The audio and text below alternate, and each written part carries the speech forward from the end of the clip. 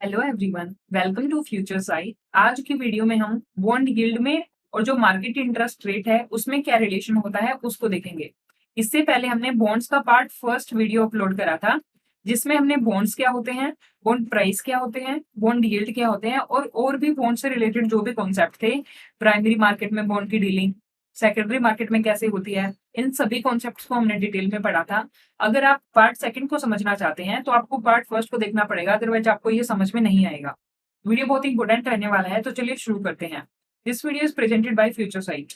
Impact of monetary policy या फिर market interest rates on bond yield. Monetary policy का bond yield पर क्या इम्पैक्ट पड़ता है, ये हम यहाँ पे देखने वाले हैं। इससे पहले हम दो चीजें समझेंगे। पहला तो ये कि हम ये मान के चलेंगे कि कोई एक व्यक्ति है जिसके पास कुछ पैसे हैं और वो उसके पास दो ऑप्शन ही अवेलेबल हैं। पहला तो ये कि वो बैंक में सेव कर सकता है, अपने पैसों को वो बैंक में जमा कर सकता है, बैंक में सेव कर सकता है। और दूसरा ये कि वो बॉन्ड्स में इन्वेस्टमेंट कर सकता है। ठीक है, तो उसके बाद इसका इस व्यक्ति का डिसीजन कैसे इंपैक्ट होगा, इस व्यक्ति के डिसीजन पर मॉनेटरी पॉलिसी का क्या इंपैक्ट पड़ेगा, ये हम समझेंगे। तो दूसरा एग्जांपल हम ये लेके चलेंगे कि मान लो कि आरबीआई की जो मॉनेटरी पॉलिसी कमेटी है, उसने मार्केट में इंटरेस्ट रेट्स को बढ़ा दिया। ठीक है, इंटरेस्ट रेट्स या फिर सीआरआर हो गया, एसएलआर हो गया, और जो रेपो रेट है, रिवर्स रेपो रेट है, ये सब, इनका इंटरेस्ट रेट्स पर क्या इंपैक्ट पड़ेगा। तो मान के चलेंगे कि आरबीआई ने इंटरेस्ट रेट्स को इंक्रीज कर दिया, तो increase in interest rate by RBI monetary policy committee. तो इंटरेस्ट रेट के इंक्रीज होने से क्या होगा कि जो ये व्यक्ति पहले मान लो वो बॉन्ड्स में इन्वेस्ट करने की सोच रहा था, लेकिन चूंकि इंटरेस्ट रेट्स इंक्रीज हो गए, तो अब अगर वो बैंक में सेव करेगा तो उसको ज्यादा इंटरेस्ट मिलेगा। तो वो क्या होगा, तो वो व्यक्ति क्या करेगा, इंटरेस्ट रेट्स ऑन सेविंग्स अगर बढ़ जाती हैं तो मोर सेविंग्स विद बैंक्स, वो चाहेगा कि क्यों ना ज्यादा से ज्यादा रुपया बैंक में जमा करा जाए और वहां से फायदा लिया जाए। क्यों? क्योंकि इंटरेस्ट रेट्स इंक्रीज हो गई हैं। तो अगर वो व्यक्ति बैंक में ज्यादा रुपया जमा करेगा तो इससे क्या होगा, इन्वेस्टमेंट इन बॉन्ड्स कम हो जाएगी। ठीक है, क्यों? क्योंकि उसके पास दो ऑप्शन थे और उसने अपना सारा पैसा बैंक में ही सेव करने की सोचा, तो ये वाला जो बॉन्ड में इन्वेस्टमेंट करने वाला ऑप्शन था वो उसने एलिमिनेट कर दिया। ठीक है, तो इन्वेस्टमेंट इन बॉन्ड क्या होगी, इससे कम होगी। यहाँ पे हम एक व्यक्ति का एग्जांपल लेकर चल रहे हैं। अगर मानो पूरी इकोनॉमी में मेजोरिटी ऑफ पीपल ऐसा ही करने की सोचें तो उससे क्या इम्पैक्ट पड़ेगा इन्वेस्टमेंट पर। तो उससे फर्दर क्या होगा, डिमांड ऑफ बॉन्ड्स कम हो गई। तो मतलब यही है, अगर उसमें इन्वेस्टमेंट इन बॉन्ड्स कम है तो ऑब्वियसली उसका मतलब क्या है कि डिमांड उसकी कम हो गई है।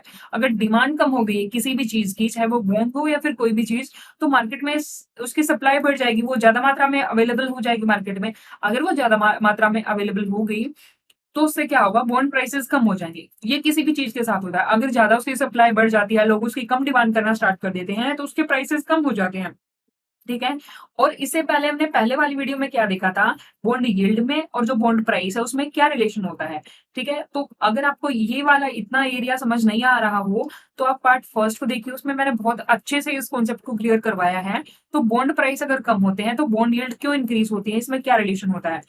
तो बॉन्ड प्राइस अगर कम होंगे तो बॉन्ड यील्ड क्या हो जाएगी, बढ़ जाएगी। तो इससे कंक्लूजन क्या निकलता है कि जब भी आरबीआई अपनी मॉनेटरी पॉलिसी में इंटरेस्ट रेट्स को बढ़ाती है तो उससे बॉन्ड यील्ड क्या होगी, बॉन्ड यील्ड भी बढ़ जाएगी और जो बॉन्ड प्राइस है वो कम हो जाएगा। ठीक है, उसके बाद हम सेकंड केस देखते हैं।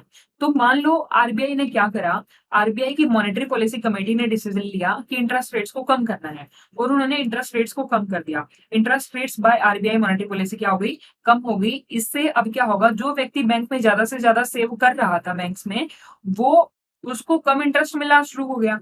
तो अब वो क्या सोचेगा कि क्यों ना बॉन्ड्स में इन्वेस्ट करा जाए। अगर उसको यहाँ पे फायदा नहीं होगा तो वो बैंक से अपने पैसे विड्रॉ करेगा और अपने लिए और कोई जो प्रॉफिटेबल स्कीम है, प्रॉफिटेबल इन्वेस्टमेंट है, उसमें वो इन्वेस्ट करना चाहेगा। तो यहाँ पे वो क्या करेगा, इंटरेस्ट ऑन सेविंग्स अगर कम है तो सेविंग्स इन बैंक अकाउंट वो कम करना स्टार्ट करेगा, वहां से पैसे विड्रॉ करेगा और विड्रॉ करने के बाद क्या करेगा, withdraw of money from banks. उसके बाद वो क्या करेगा, इन्वेस्टमेंट इन बॉन्ड्स। क्यों? क्योंकि हमने मान के चला है कि उसके पास दो ही ऑप्शन अवेलेबल है, या तो अपने पैसे को क्या करेगा, वो बैंक में सेव करेगा या फिर बॉन्ड्स में इन्वेस्ट करेगा। तो इन्वेस्टमेंट इन बॉन्ड्स क्या होगी, इससे बढ़ जाएगी। और अगर ये बढ़ गई तो इसका मतलब क्या होगा कि डिमांड ऑफ बॉन्ड्स भी बढ़ जाएगी। इसी तरीके से सभी व्यक्ति चाहेंगे फिर बैंक से पैसे विड्रॉ करना और फिर बॉन्ड्स में इन्वेस्ट करना। ठीक है, तो डिमांड ऑफ बॉन्ड्स बढ़ जाएगी और अगर किसी चीज की डिमांड बढ़ती है तो उससे क्या होता है, उसके प्राइस भी इंक्रीज हो जाते हैं। तो मार्केट प्राइस ऑफ बॉन्ड्स क्या होंगे, बढ़ जाएंगे। तो इससे क्या इम्पैक्ट होगा बॉन्ड यील्ड पे, वो कम हो जाएंगे। तो यहाँ से कंक्लूजन ये निकलता है कि जब भी reserve bank of India India के केस में इंटरेस्ट रेट्स कम करता है तो उससे जो बॉन्ड यील्ड है वो भी कम हो जाती है और मार्केट प्राइस ऑफ बॉन्ड जो है वो बढ़ जाता है। ठीक है, तो दोनों केस को हमने अच्छे से देखा।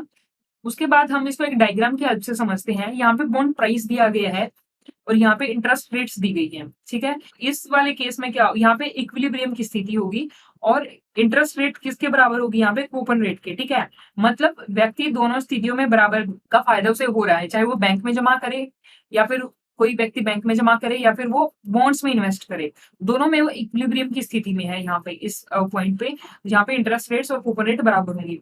तो यहाँ पे दिख रहा है कि इनवर्स रिलेशनशिप होता है दोनों में, जो हमने ऊपर भी देखा कि इंटरेस्ट रेट अगर कम हो रही है तो बॉन्ड प्राइस क्या हो रहा है, बढ़ रहा है। तो दोनों में इनवर्स रिलेशन है और इस डायग्राम में ये इनवर्स रिलेशन ही दिखाया गया। अगर आप डायग्राम ऐसे बनता है उसका स्लोप नीचे की तरफ होता है तो वो इनवर्स रिलेशनशिप को दिखाता है, लेकिन अगर इसका स्लोप ऐसे होता है जैसे अपवर्ड डायरेक्शन में तो वो डायरेक्ट रिलेशन को दिखाता है हमेशा। तो इस वीडियो में हमने यही देखना था कि जो मॉनेटरी पॉलिसी है उसका क्या इम्पैक्ट पड़ता है बॉन्ड के प्राइस पर, बॉन्ड यील्ड पर। तो आज के लिए इतना ही। आई होप आपको ये टॉपिक समझ में आया होगा।